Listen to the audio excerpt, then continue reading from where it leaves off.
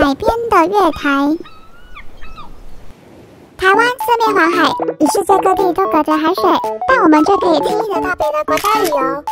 购物网站上滑鼠一点，然后等，海外的商品就会送到门口。这些都是怎么进行运送的呢？来，我跟你讲，除了常见的飞机空运，配送农产品，货物重量较重或是数量较多时，也会以船运的方式运送。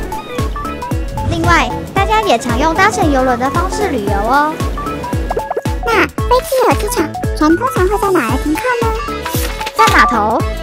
码头就像火车的月台，主要提供船舶安全靠离岸，方便装卸货物以及让旅客上下船。在码头周围常见的柱子和钢块状的东东是什么啊？是系住船只以防船乱跑的系船柱，和保护码头上作业人员、游客和港区车辆的车挡哦。另外，码头周围还有防止船撞上码头的防撞装置，岸上照明、栅栏、上下船的梯子以及各项注意标志等等。原来如此。是的，还有为了让各种尺寸的船能顺利停靠码头，码头的盖法都有所不同，就像停车格给巴士或者小客车有大有小一样。哦，原来还有不同盖法吗？码头的新建主要有3种形式：重力式码头，就像在海中排列积木，利用很重的沉箱来抵抗土地与海水的压力，适合地质良好的地方。板桩式码头用直立的板桩植入海底，中间用钢索拉至另一边的固定端，在中间填沙压实来抵抗压力。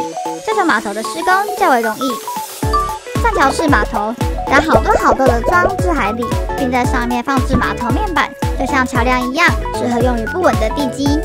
而且港区内的码头又分不同的功能哦，例如载运人的客运码头需要配置在交通便利的地方。运送货物的货柜码头就需要有足够的区域来堆放货柜，还有专门运送危险物品的危险品码头，就需离市区越远越好。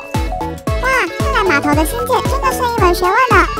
是啊，码头能提供船只停靠的安全环境，保障国人能顺利买卖国外商品、旅游等各式海上活动，对四周都是海的台湾来说是非常重要的公共设施哦。好的，关于码头的简单介绍就先到这边，大家拜拜。